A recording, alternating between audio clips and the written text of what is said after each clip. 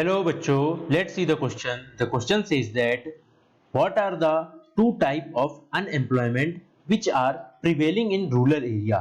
इधर पे क्वेश्चन हमसे यह बोल रहा है कि रूरल एरिया में कौन से वह दो कारण हैं जो अनएम्प्लॉयमेंट को बहुत ज्यादा बढ़ावा दे रहे हैं और बढ़ रहा है इसके कारण में। अब इधर पे बोल रहा है right any 4 factors responsible for this, मतलब इसके लिए कौन से वह 4 फैक्टर हैं जो बहुत ज्यादा इसके लिए रिस्पॉन्सिबल हैं, वह हमें इस क्वेश्चन में बताना है। सबसे पहले हम इस क्वेश्चन का की कॉन्सेप्ट देखते हैं।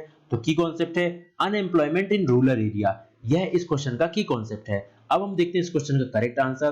तो करेक्ट आंसर बोल रहा है the two type of unemployment in rural area are, first है सीजनल अनएम्प्लॉयमेंट और दूसरा है डिस्गाइज्ड अनएम्प्लॉयमेंट। मतलब इधर पे यह दो जो अनएम्प्लॉयमेंट है यह रूरल एरिया में बहुत ज्यादा ही प्रिवेल में रहते हैं, बहुत ज्यादा ही हाई में रहते हैं। इधर पे सीजनल अनएम्प्लॉयमेंट से मतलब क्या समझ में आ रहा है? सीजनल अनएम्प्लॉयमेंट से मतलब यह समझ में आ रहा है कि सीजन टू सीजन आपको गांव में देखने को मिलेगा, लोग बाग अपनी खेती बाड़ी किसानी में लगे रहते हैं, एग्रीकल्चर में व्यस्त रहते हैं। मगर जो सीजन में खेती नहीं होती है वह सीजन में बहुत ज्यादा ही अनएम्प्लॉयमेंट उस गांव में, उस रूरल एरिया में बहुत ज्यादा होती है। और दूसरा है डिस्गाइज्ड अनएम्प्लॉयमेंट, मतलब लोगों को बहुत ज्यादा डिस्गाइज्ड किया जाता है कि आप ये करिए वो करिए, लोग तो करने लग जाते हैं, फिर कुछ समय के बाद में फिर वह अनएम्प्लॉयमेंट हो जाते हैं। इस तरीके से लोग बाग बहुत ज्यादा अनएम्प्लॉयमेंट रूरल एरिया में यह दो तरीके से देखा जाता है।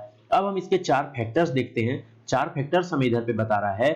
चलिए तो हम चारों फैक्टर्स को एक एक करके देखना स्टार्ट करते हैं। फर्स्ट फैक्टर हमें इधर पे बता रहा है people are migrating for jobs in urban area are which reduce the land availability as a land is kept barren for long time। मतलब इधर पे हमें फर्स्ट रीजन बता रहा है, फर्स्ट फैक्टर बता रहा है कि लोग बाग अपनी खेती बाड़ी किसानी छोड़ करके शहर की तरफ भागते हैं जॉब्स के लिए। वह जॉब्स तो उधर पे मिल जाती हैं, बहुत लोग मिल जाती हैं, बहुत लोगों को नहीं मिल पाती। अगर नहीं मिलती है तो वह वापस अपने गांव लौटते हैं, गांव लौट करके खेती करना चाहते हैं तो उनका जो खेत होता है वह बैरन हो जाता है, बंजर हो जाता है। इस कारण से उन्हें फिर उस खेत में बहुत ज्यादा ही पैसे लगाने की जरूरत पड़ती है।